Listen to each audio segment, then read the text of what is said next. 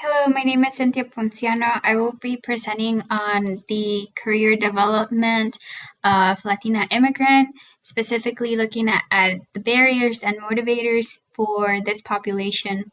I'm doing this for my career counseling class at Texas A&M University.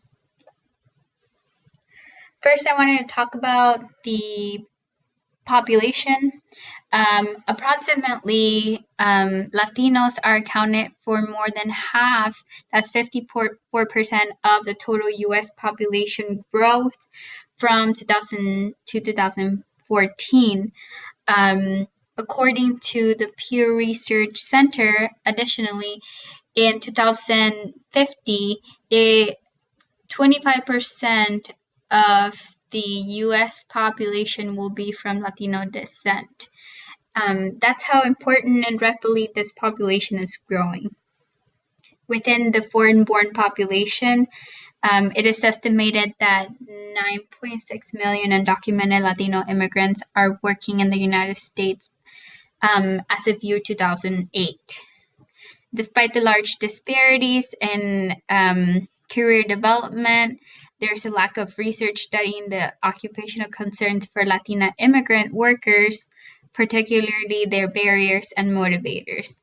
And specifically for Latina immigrants, because they account for 46% of the Latino immigrant population.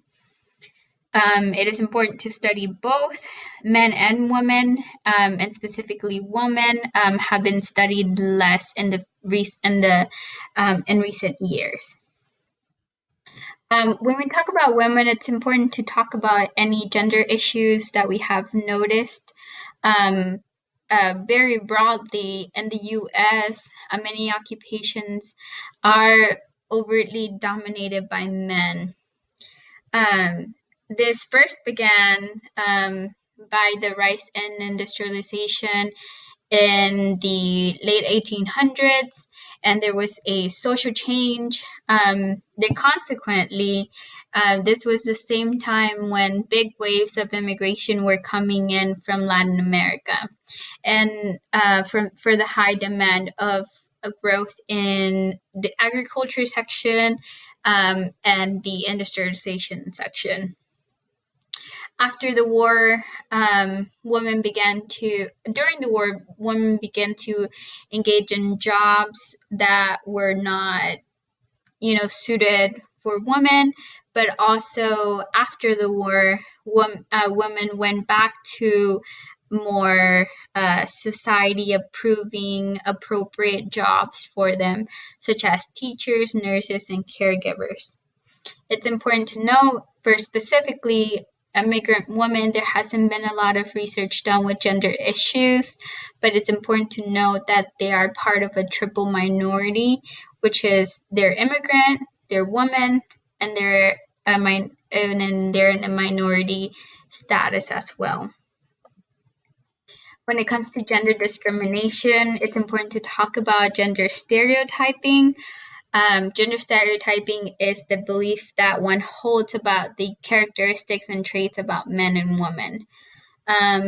More than often, women and men will continue to have different status level jobs that comply to the society that we live in.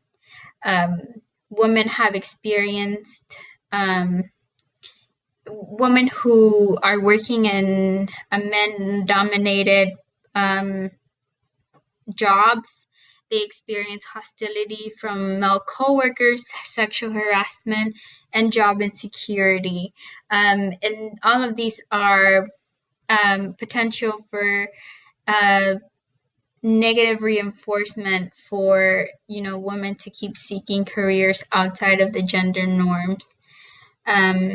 When it comes to gender discrimination, it does serve as a socialized barrier in academic and career growth.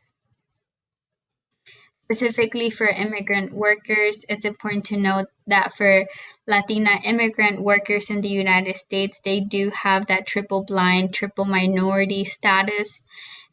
which can be a it can serve as a vulnerable factor for discrimination based on their gender, race, or socioeconomic status of any sorts.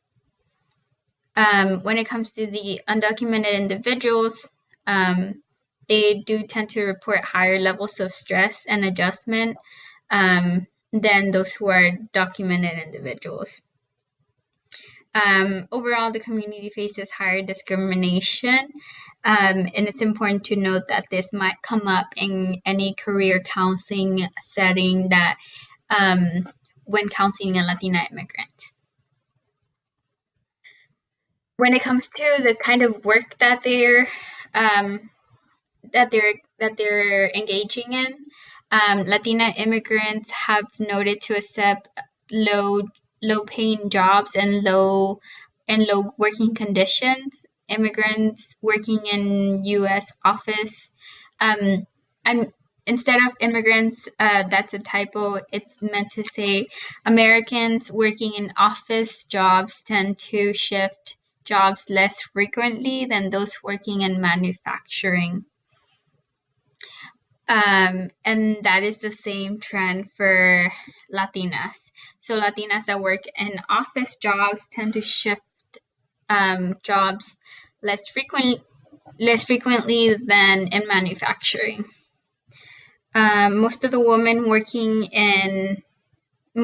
women, specifically Latina women, working in occupations such as cleaning, housekeeping, and restaurant work, in this all over the service industry. And in a study, it was noted that those women who were serving in the or were working in the service industry, they had worked at home, or they had never worked prior to coming to the United States.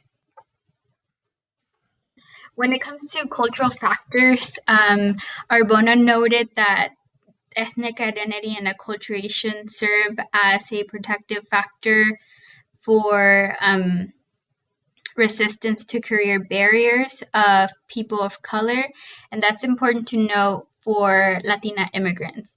Knowing that their ethnic identity and levels of acculturation cannot actually be a protective factor, depending on where they stand. It has been noted that Latina immigrants have a harder time navigating the Anglo culture, and immigrant workers are subject to racial discrimination, as previously said, from non-Latinos and Latinos as well. Additionally, it looks like there has been a negative relationship between coping efficacy and perceived career barriers, which means that people who tend to cope better will have a lower chance of perceiving career barriers in their life. For Latina immigrants specifically, childbearing is a hot topic, and specifically for them because of what it means to have a child in the United States. Women reproductive concerns is a hot topic for employers. And it's important for women to note that some employers may tend to restrict those activities through mechanisms or policies that can affect women's pay increase or promotions. And it's very important to inform Latina immigrants about what these mechanisms serve. Additionally, there has been a number of higher levels of employment loss due to pregnancy, and accommodating these pregnant workers may actually be harder for employers than to accommodate.